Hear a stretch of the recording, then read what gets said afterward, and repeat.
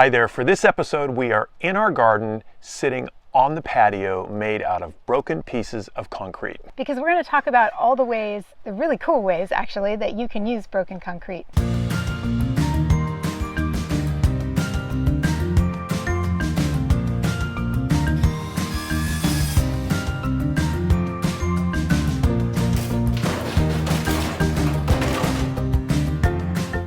So in case you didn't know, concrete is made up of an aggregate like sand and gravel, and then a mortar that holds it all together. And then, it hardens chemically. And in fact, it's a very ancient way of making, I guess, a stone, artificial stone. The Romans developed it as early as 150 BC, and they used it for things like unsupported arches, which are pretty incredible. Yeah. And when Herod the Great built Caesarea, the port of Caesarea, he actually had all these major harbor works under the water that were made from concrete. Well, that's educational. I'm not surprised you found that out.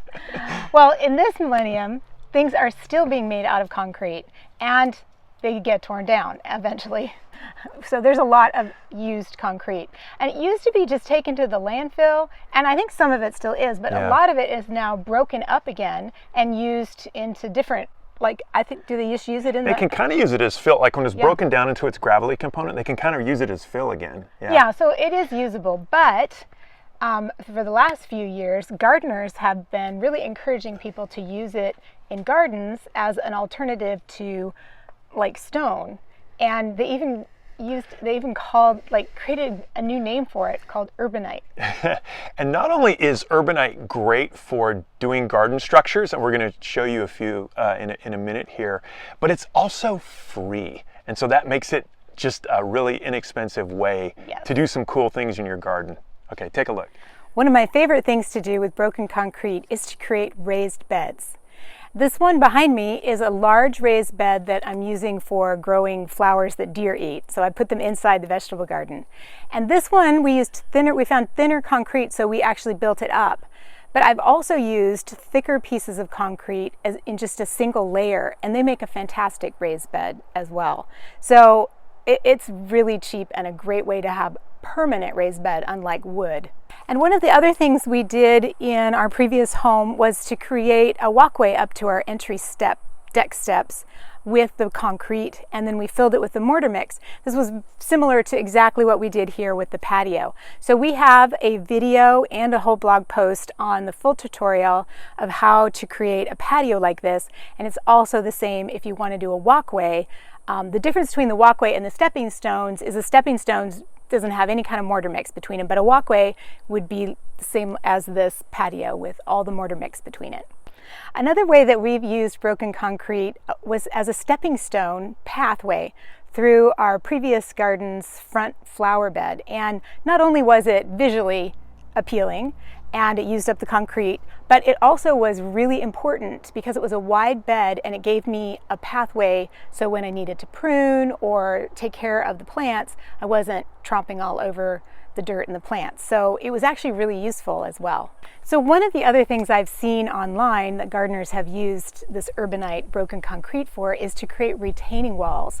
And they'll be a good, 3 to 5 feet high, and they'll have great plants hanging from them. It's very similar to what I did here in the layers. So just imagine this built up for another feet, and it's actually holding back some part of, the landscape because you need a retaining wall. So we haven't needed that yet, but I think that looks great. It looks so beautiful. I think it was the cascading rosemary was over it and it was in flower, and it just looked gorgeous, and it was broken concrete.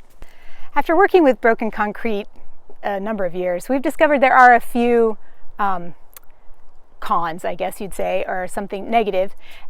One of them is that the edges can break over time, not necessarily if you use the mortar mix, maybe around the edges, but for stepping stones, if you have a lot of freeze and thaw, some of the edges can break. We didn't really have a big issue with that, but we had a couple pieces that kind of disintegrated on the edges.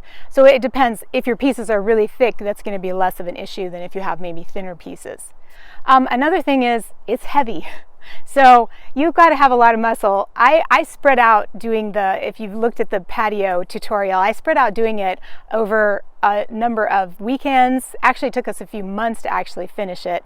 It just, it's heavy, so it takes a lot of muscle. And then if you're going to move it, like if you get it free from somewhere else, you have to transport it. So you have to figure that out because it's heavy again. Another thing is not really a negative, but you do need like a sledgehammer to really break up the big pieces. You can use maybe a little hammer for edging, but so you have to be strong enough to do the sledgehammer. So those are kind of things to think about when you're thinking about using broken concrete. So one of the things for broken concrete is, where do you get it?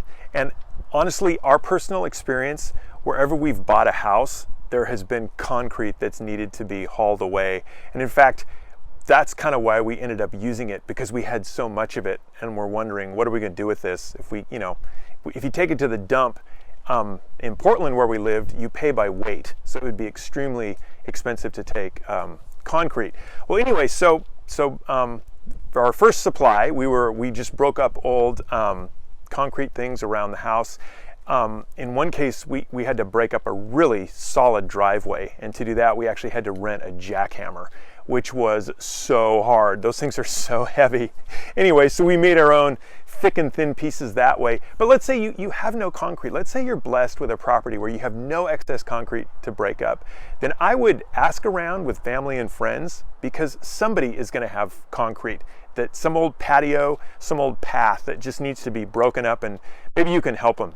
You can say, hey, I'll help you break it up and haul it out if I can take it away. And then probably a last resort, though I'm sure it's on there, would be to go to Craigslist, and there's people that they've broken it up and they're saying haul it away, use it as fill or whatever, and you can probably go and get all the concrete you want for free.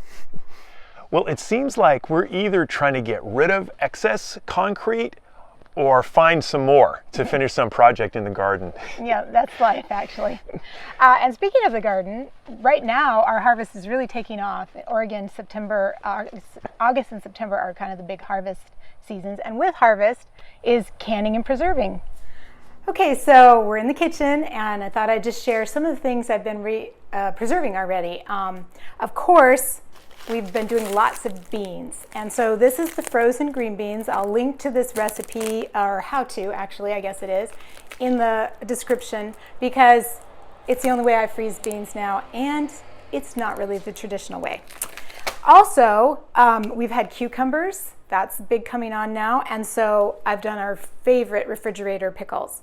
I do a few pickles fermented as well, but I love these because they last for an entire year and they stay just as crisp in a year as they do when I first put them in, because the secret is they're not canned. So they do have to be refrigerated, but I like them crisp, and that's how they stay.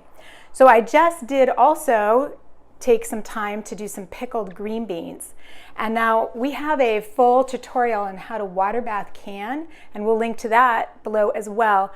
But I want to mention this is what I was making in that tutorial, and I get some comments because people think it's regular beans, and you cannot can in a water bath canner regular green beans without anything in it. These are pickled, so they have vinegar in them, and that makes them safe to water bath can.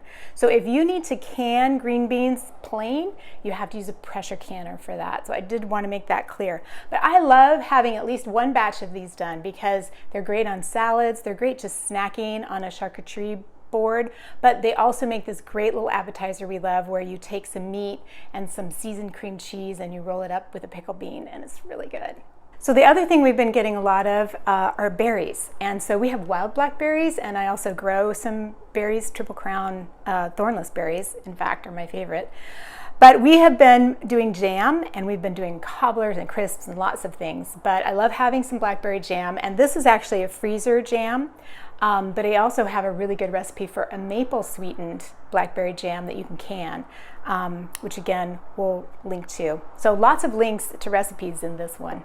So one of the biggest tips I have about doing any preserving, that's freezing, canning, drying, anything that you do, is to write it down, because it has saved so much time and memory of remembering what I like to do, how much our family ate of one thing or didn't of another. So this one is my very used and abused one that is more than 20 years old. But I have a free printable that you can download with a sign up to our popular newsletter that you'll get every Saturday.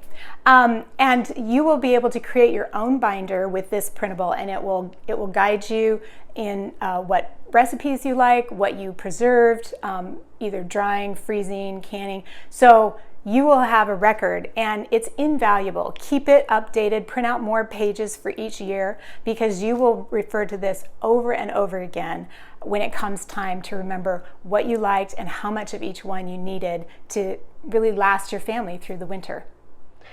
Well, that's it for this episode. If you haven't yet, be sure to subscribe so you don't miss our next episode, where we're going to take you on a garden tour when everything is really coming on, and we're especially going to be focusing on what's going on with the raised beds.